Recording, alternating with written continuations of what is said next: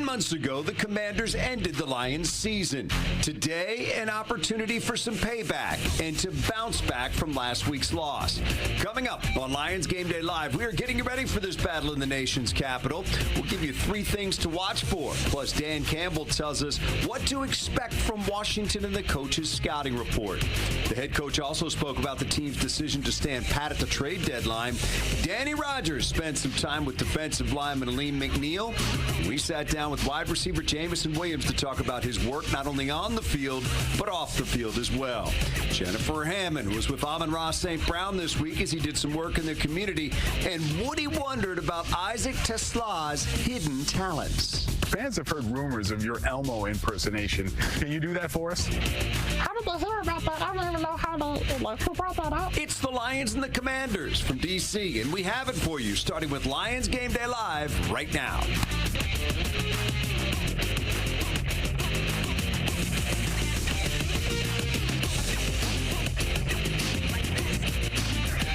Northwest Stadium in Landover, Maryland, just outside the nation's capital, where game day traffic means it's about a 3-hour drive.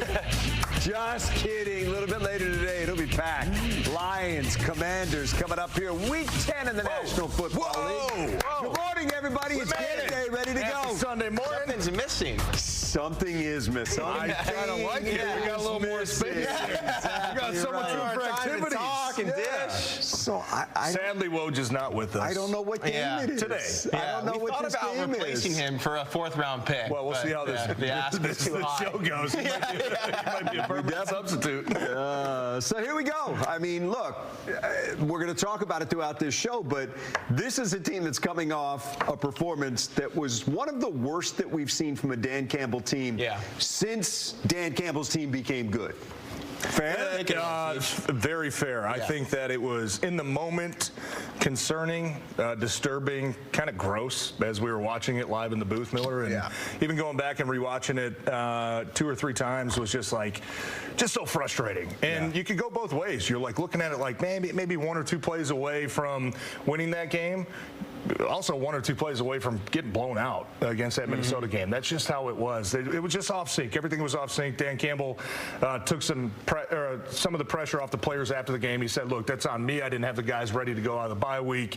Whatever he said, maybe preparation. He probably wish you could have done something different. But, yeah, that was a concerning game. But I think that these guys have obviously earned the benefit of the doubt when it comes to responding and finding a way to dig deep and get back on the right page. I want you to jump in a sec, Will. But when you're in a locker room and you're coming off a loss like that and the coach says it's on me, as a player, you're sitting there going, no, man, that's on us, right? Yeah, you do. But I think that that's Dan Campbell's way of saying, I'm not putting it all on you guys, right? We could have called a better game. We could have game planned a little bit different. And that's ultimately, I think, when you have the leader, Dan Campbell, at the top, taking the ultimate accountability, that's contagious to the rest of the group, right? Because then other guys around that locker room are going to say, nah, it's not a coach. We could have played better.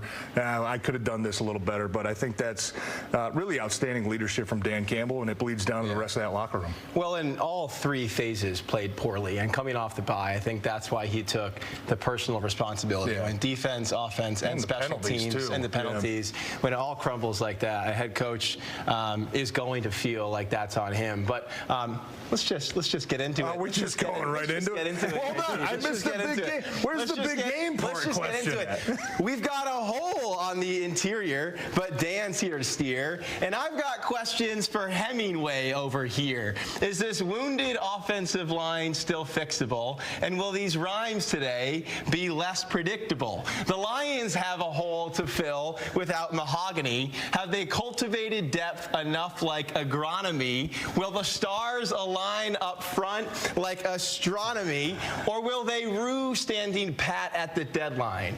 Will they wish they had called someone other than Medline? Will missed opportunity serve as the headline? The next 9 games will give us the answers. Will we see sacks and pressures or touchdown dancers? Starting today against the Commanders, we'll see how the rest of the season meanders. Dan Miller, take it away. I didn't know where he was going to go with answers. We've got time to kill, baby. We've got time to kill. Was I supposed to stop you? You know what agronomy is? Agronomy.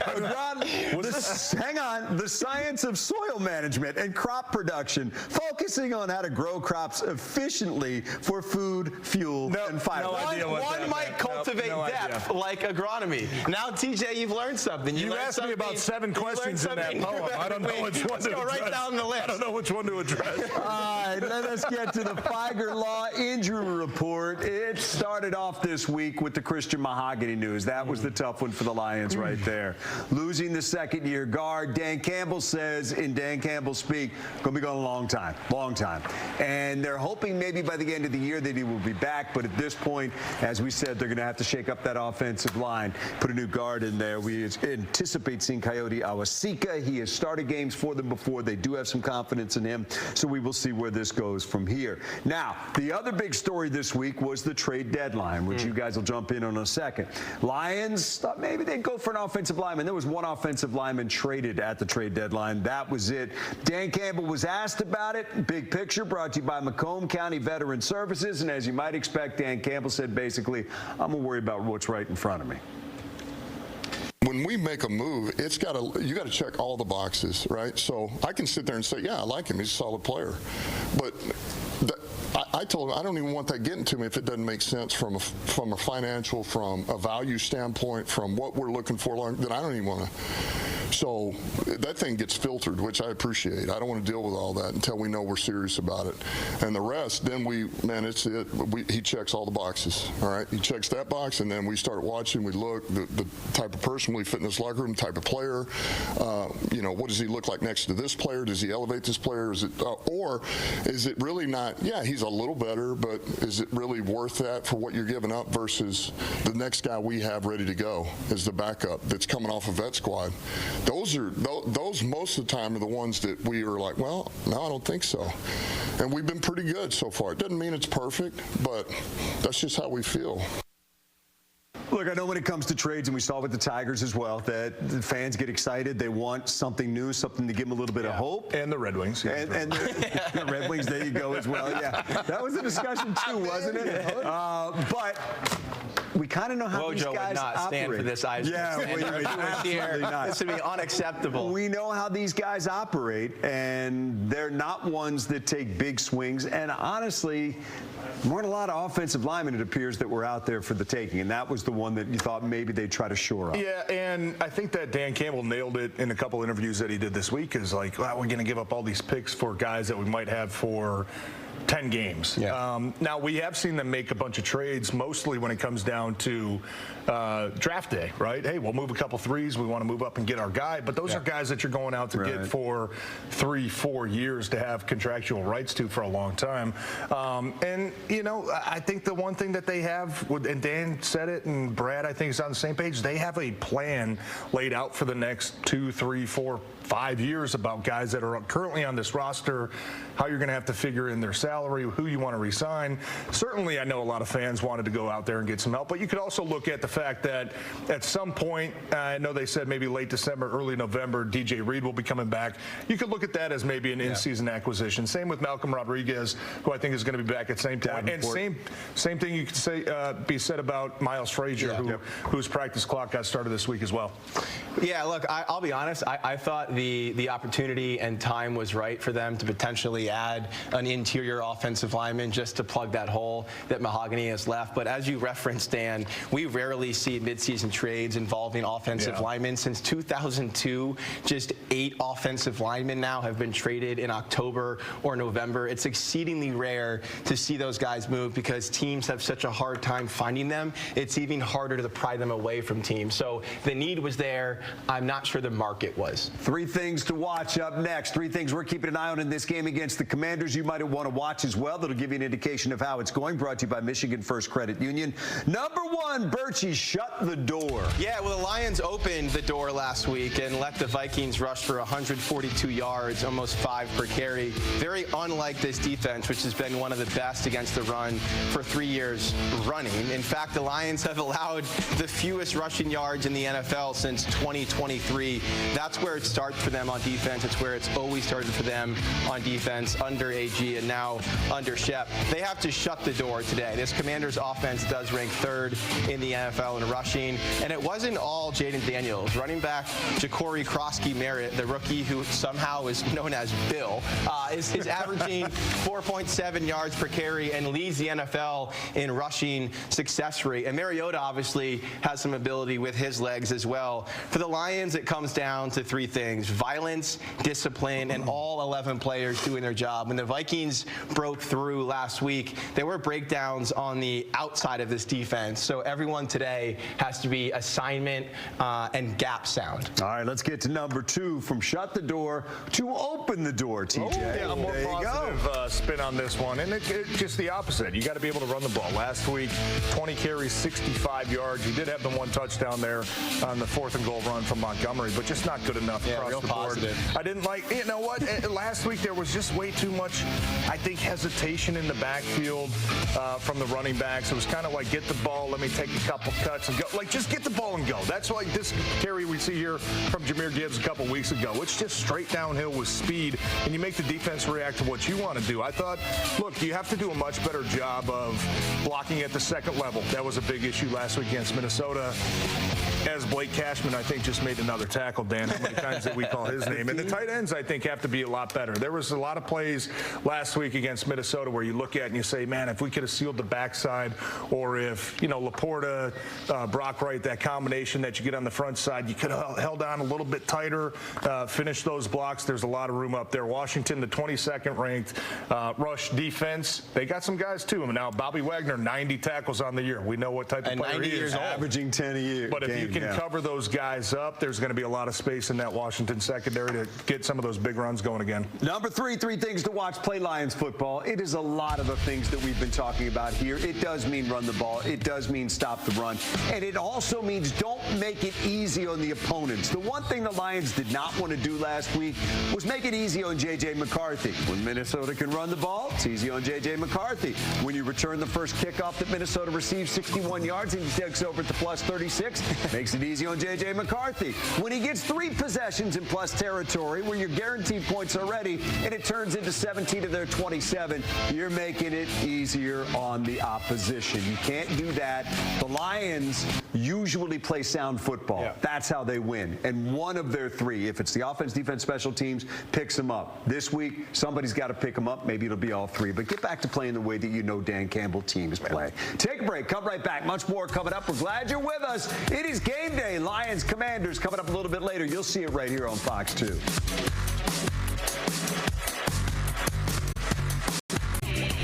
I'm Amon-Ra St. Brown, and you're watching Lions Gameday live on Fox 2 Detroit. Amon-Ra, part of an offense that was not happy with the way that things went last week. And honestly, over the last 3 weeks, they're going to tell you that they left some things out on the field. But it's been up and down, because if you go back beyond that, it led the NFL in scoring. So you go from leading the league in scoring to, hey, what's wrong with you guys? And Jared Goff talked about that roller coaster ride. Every one of us has our hand in it, and getting a little bit better every week, trying to solve those issues. And I think a season, there's ebbs and flows. It comes and goes. You fight adversity, you get over adversity. A few weeks ago, we were the greatest thing, since sliced bread. And now we are a horrible offense apparently. So it's, it comes and goes, and we try to get better. We try to fix it. Certainly, we have our things to fix in this game, and even I can go back a few weeks where there's been things that we need to get better at. So yeah, it's not missing us. That we know that we're not naive to it and plan to get things fixed.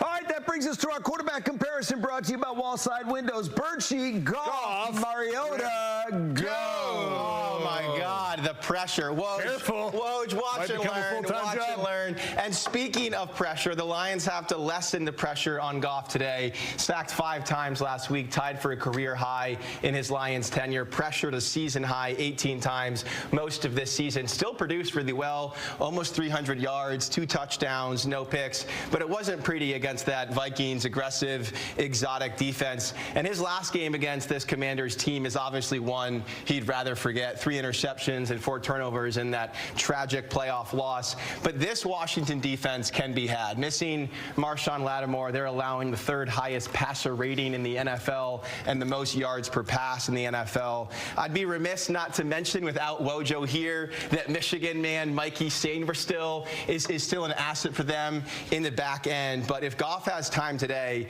he should be able to slice and dice against the secondary. And TJ just wants to talk about Marcus Mariota. He's been dying to do it all game long. I will say this, before you jump in, the general structure of this Washington offense might not change much with Mariota, but the function will. We'll see a lot more read option today with Mariota in there, and he has the physicality and the presence and the power to run through you, Dan. Like, he's not looking to slide. He wants to take defenders on. So this Lions run defense is going to have to kind of bow their necks today and get back to who they are. But if you can force him to beat you with his arm, he won't make many throws like that. More often than not, he'll give you a chance to make plays on the ball. So I like this Lions secondary to really feast today, assuming that Hutchinson, Muhammad, and McNeill can get after this offensive line up front. Got a lot of experience, won playoff games. I mean, this isn't a guy that just kind of fell off the truck. Good player. We'll see what happens, and he's going to be ready for this opportunity. For a reason. And as you said, this is a no-nonsense business trip game.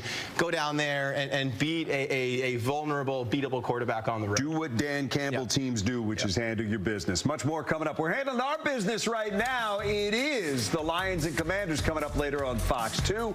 Week 10, Lions looking for a bounce-back victory. How many games since they lost 2 in a row, Birchie?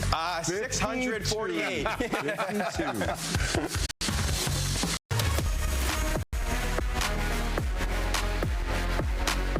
All right, time now for the Coach's Scouting Report. TJ, brought to you by the Eastern Michigan University. Take it away.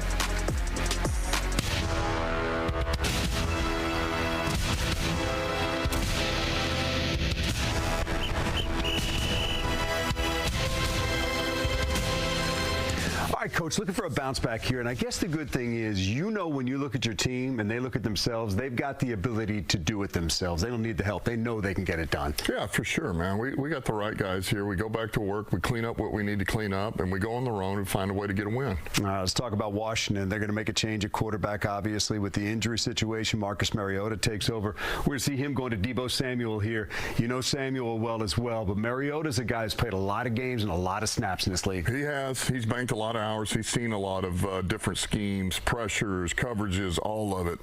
So here they go, a little change pressure dropping. But this is Deebo. This is very double move. It's kind of looks like you're running a choice route takeoff.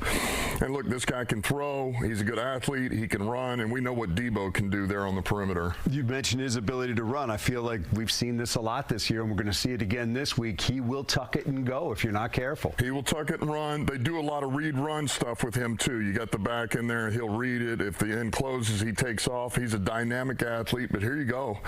They're just bringing 4. Everybody, man coverage, this is where you got to be. You got to be careful. Man, everybody's back's turned to the quarterback, and he fills the lane. He takes off, and that's what he does here. I guess the good thing is you've seen this a lot this year. You guys should be ready for this. It feels like weekly almost. We have. We've seen a lot of it, and we're going to get good work this week. It looks doing just like this with Mariota. I know you've talked this week about getting the ground game going, and Daron Payne is a guy you're going to have to deal with in that regard. In the middle of that line, big dude, well over 300 pounds. Yep.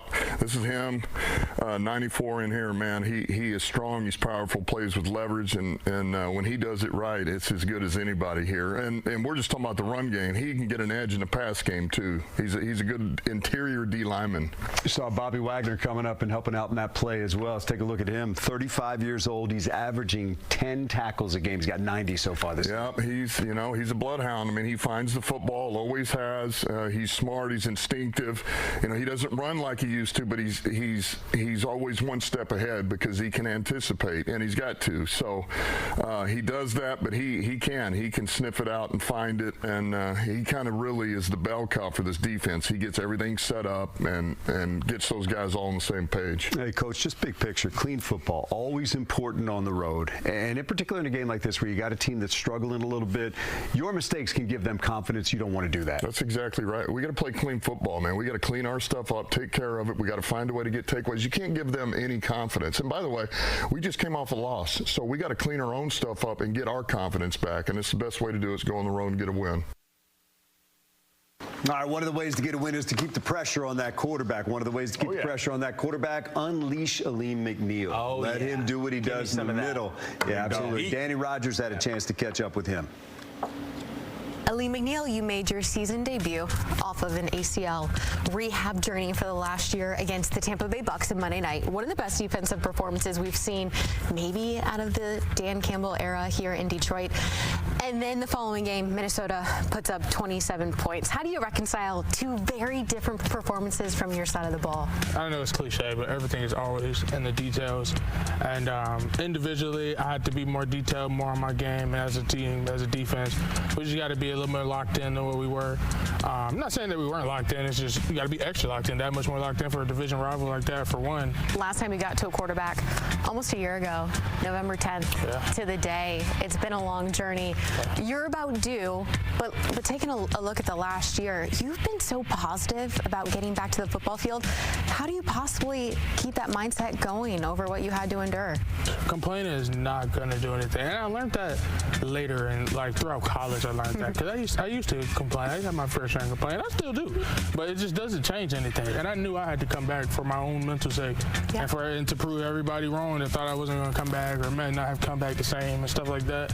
When you got back, it's not like you could have gone to the D-line room and said, hey guys, thanks for holding down the fort, because a lot of the guys went with you to IR. DJ Reader was the one standing, but now you've got you, DJ, and the young buck, Tyleek Williams, in that room. That's a pretty good core. Absolutely. What is that group capable of? A lot. And it's not just him. It's not just us either. We have a lot. Levi's still on his way back. And then obviously you got Hutch in there. Davenport's on his way back. So Pascal is starting way back in. So a lot, that room has a lot of potential. And we're gonna live up to it. That's for sure. Everybody in there has a correct mindset. So I don't know if this is a good thing, but you didn't experience the playoff loss on the field directly from the Commanders last year. Right. Do you still have some kind of revenge on your mind, though, going into this weekend? Yeah, absolutely. I might not have been there, but I'm still on the team, so I felt that just like everybody else did. And yeah, I mean, 1,000%. We're gonna go out there and play our brand of football, but yeah, we're thinking about that. Absolutely. We want to talk about a midseason acquisition. That's one right there. That's the biggest one you could possibly make. And he was obviously dominant as a pass rusher in his return, but we've yet to really feel his impact against the run as a run stuffer. And that's what he considers himself first and foremost. He told me this past week that the sacks get you paid, but the run game gets you. It doesn't rhyme. Don't worry. The run game gets you respect. Taking on those double teams on the inside, not complaining about it, and still making plays, dirty plays in the trenches against the run. That's what gets you respect in the NFL as a D tackle. And Alim is ready to get back into that run game. He considers that his bread and butter. Yeah, and he's still getting his feet under him a little bit. Let's not forget, it's been a long time. I think he had 30-something snaps against Tampa. The full game against Minnesota. He's going to keep it better. Running the ball lets you puff your chest out. Taking away their ability to run takes their wind out of their sails. And Kelvin Shepard said it too. Like, a lot of these D tackles in this scheme, you're not going to get the stats, but your teammates are going to appreciate what you do. No doubt about it. We'll take a break. We'll come right back. Much more coming up. Had a chance to sit down with J-Mo. That's on the other side. You don't want to stick around for that. Absolutely. Always fun to talk with him. It's coming up next. Time now for the Big Cat of the Week, brought to you by Pet Supplies Plus. In last week's loss to Minnesota, tight end Sam Laporta caught 6 passes for 97 yards and a pretty impressive 40-yard catch and run on the Lions' opening drive of the game. Laporta now has 3 touchdowns on the year, and his performance against the Vikings makes him your Pet Supplies Plus Big Cat of the Week. I'm Brian Branch. You are watching Lions Gameday live on Fox 2 Detroit.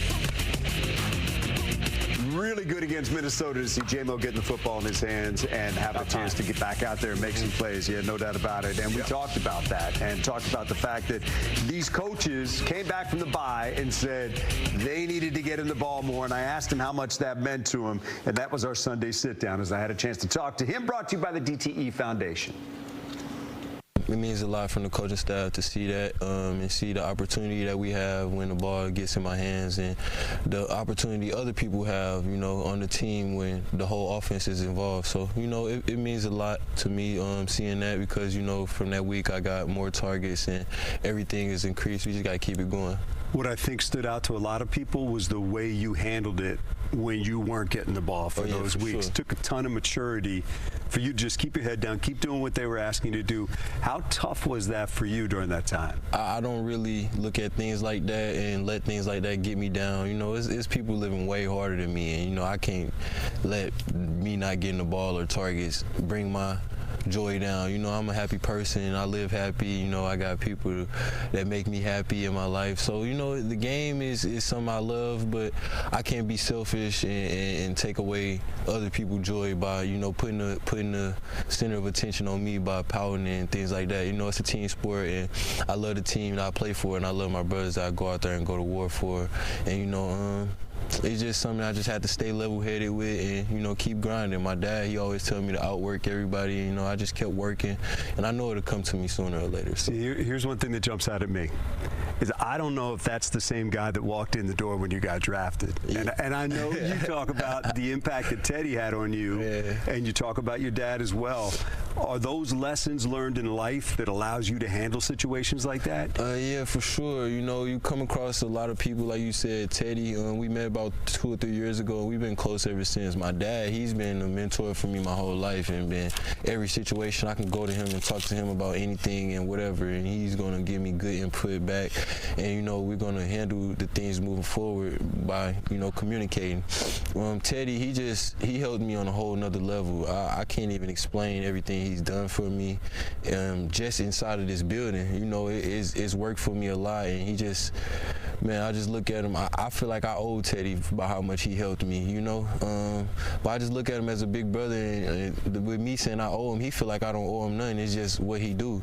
So, you know, I just had to grow up and mature, and, you know, life moves on every day. You know, you get older and older, and, you know, you just mature as days go on.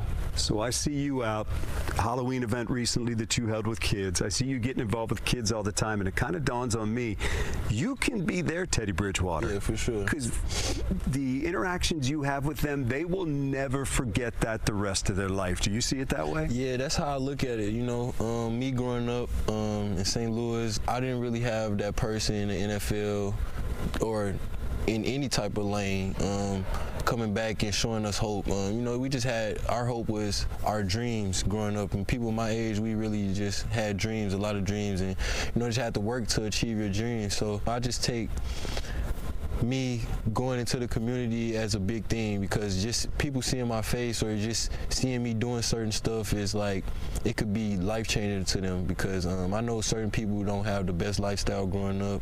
Certain people don't live the best way. Some people can't eat. Some people have to find the next meal, things like that. And, you know, I just want to be motivation to whoever needs it. I know I needed motivation, but I had a motivator. My dad, you know, he always had me motivated, and I just want to show them I'm just like them, man. I could be a motivator. I don't want you to look at it like you got to live this way because that's what you see, or, you know, you could be an inspiration just how I am, and, you know, it don't take that much. It just take hard work. It is, and a lot of that is just the growth of J-Mo as a person. No doubt. And he came to life last week, which was great to see. When he caught that pass in the third quarter, there was a roar from the crowd that sounded more like relief. I think he's going to have a big day today. This Commanders defense has allowed the most 20-plus yard passing plays and the most 40-plus yard passing plays in the NFL. I think a Waymo goes off today. 7 seconds long. Yeah, that was about 8 seconds long. I gave him 10. Sorry, you like to throw me on the clock. 17. Everybody. Hey, Woody Wonders this week is with Isaac TeSlaa, brought to you by Bill Brown Ford. Where's this going to go? Yeah, who knows? Who knows?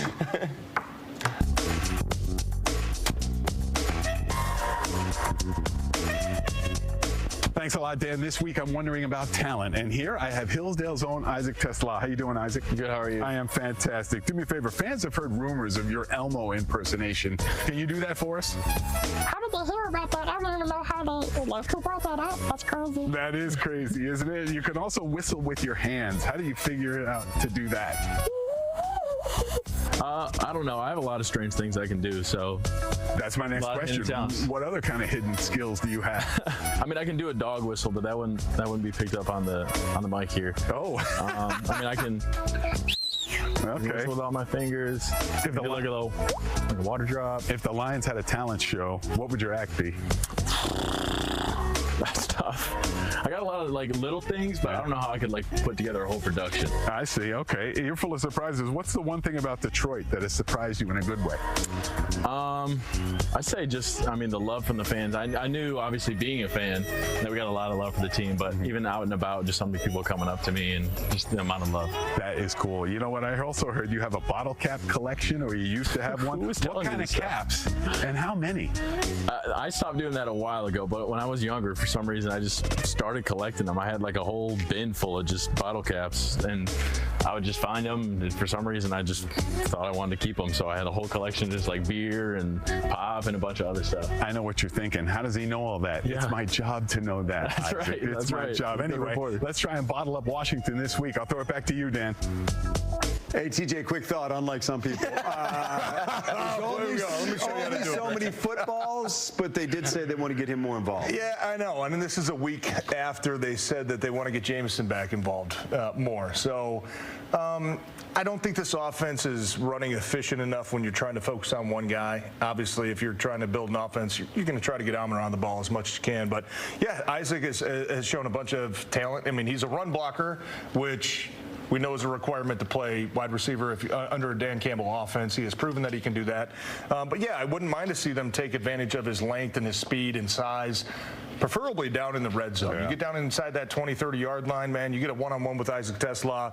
Wouldn't mind to see some of those 50-50 balls thrown his way, because he has shown in the limited targets that he's had, he can make some great catches. Hey, that was quick for him. That was. Look at that. Bro, buddy. By his standard, that was 7 seconds. That was a calendar. I'll take a break. You timed me before. Never gone over.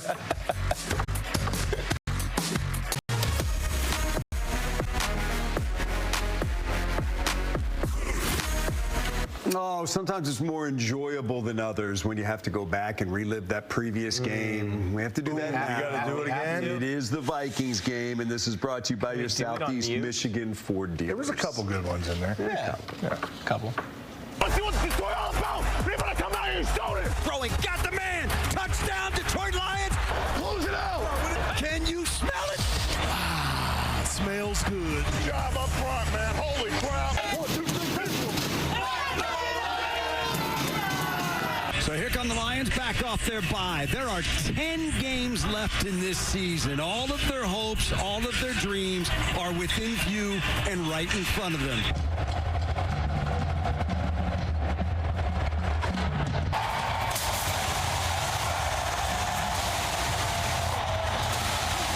Jared's got it, wants to throw on 4th down, does. Middle, got it complete. Laporta, 20. Laporta, 15. Spinning at the 10. Fighting at the 5. Still going at the 3. To the 2. To the 1. To the end zone. Touchdown, Detroit Lions. Sam Laporta giving out rides for free. McCarthy takes, rolls to his right. Looking downfield to the end zone and throws wide open. TJ Hawkinson, touchdown.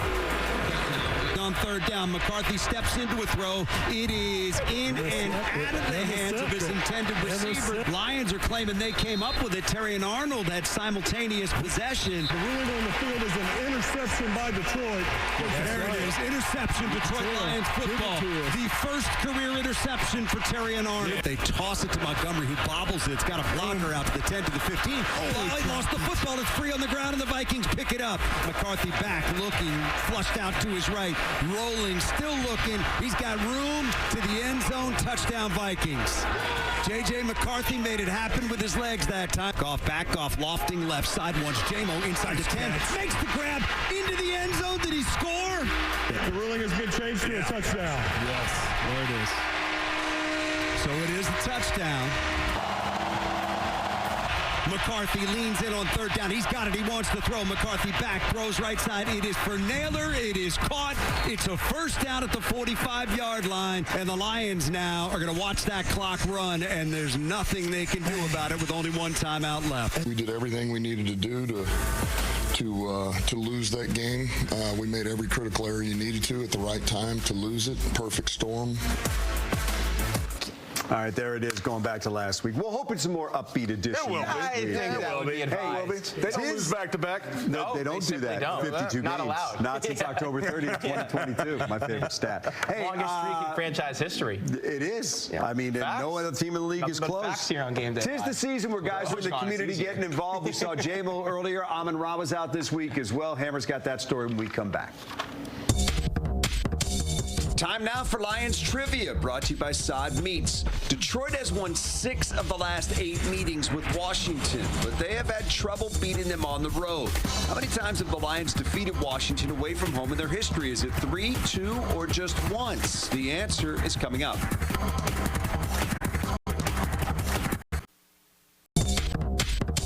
Here's the answer to the Lions trivia question, brought to you by Sod Meats.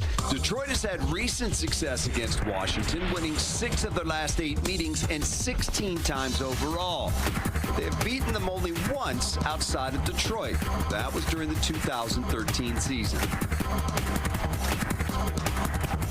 All right, so that was my other guess. There you go. Dang it. Amon-Ra St. Brown out in the community doing work this week. Hammer was out there as well. Take a look. You know, guys, if you know anything about Amon-Ra St. Brown, you know his story, the 112th overall pick in the 4th round by the Lions in 2021.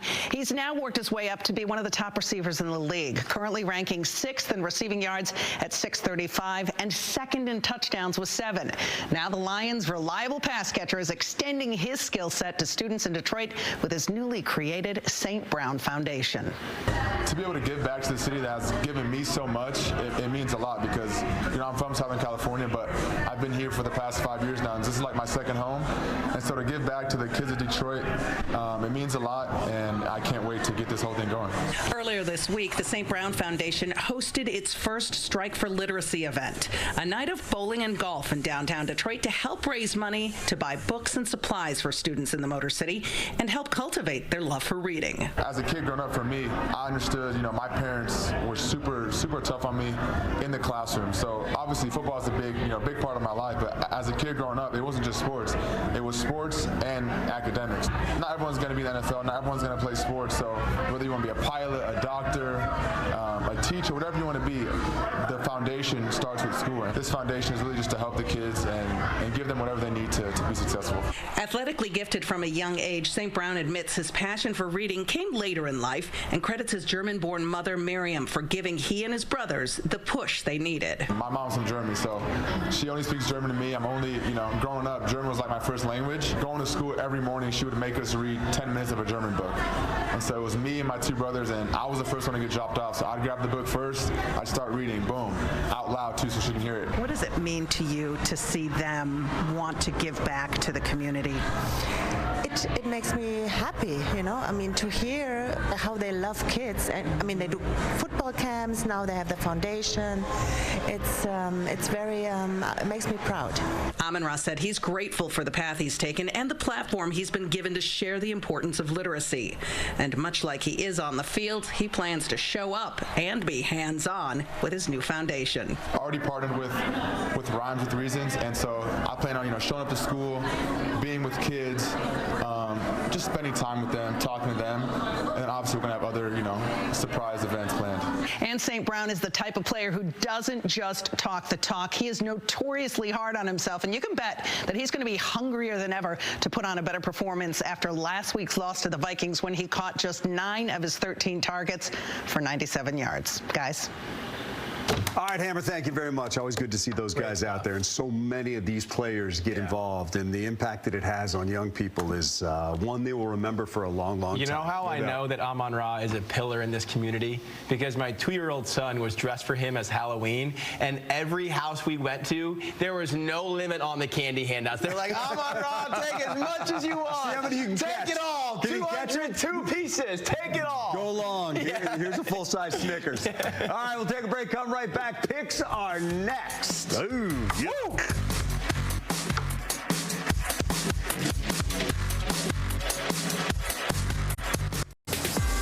All right, time now for the odds makers. Hey, it was a strike, by the way. It was a strike. Did you throw out a first pitch? Matthew Boyd Boyd was the catcher on that, and he told me it was right over the edge of the plate. So Brought to you by Big B Coffee. Nice. I want to talk about this. 2016-ish, I want to say. Brought to you by Big B Coffee. Breaking ball? All right, today's game. I have no heaters. I don't have any heaters. Lions at Washington. Lions favored by 7.5. The current line there. It was a big number last week against the Vikings, and that didn't work out too well. First pitches are hard, man. Was your heart beating? Yeah, but I was more upset that they told me I couldn't stand on the mound because I couldn't mess it up for the actual pitcher. So I had to throw from about 56 feet. And you're tuned to. Yeah, you're more 66. I played baseball throughout high school. He would have been in there digging his studs into the mound. It probably clocked at about 43 miles an hour. Nice. The old Ethos. All right, Woj's picking the Lions. Jen is picking the Lions. What are you doing? 7.5. Boy. Big boy. You know what? I got to go with Washington here. I think the Lions still win the game, but I think it's going to be a battle going on the road. Washington's a desperate team. Mariota can cause some issues with his running ability. And until I see some adjustments that this offense can make, not only in the run game, but in the protection game as well, and picking up some of the pressures,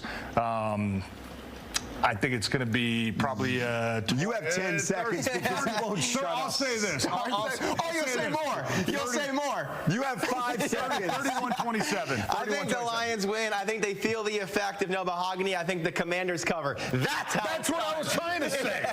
That's what Much more efficient. Hey, enjoy your Sunday. Thanks for making us a part of it. Ravens, Vikings at 1. Lions, Commanders, 4:25. Full hours. Show me how to hold a 4-seamer, Do you guys ever shut up? How do you hold a 4? Just like that, No, baby. that is not. Yes, it is. 1, 2, 3, 4. This is a 2-seam. This is a 2-seam. You're wrong.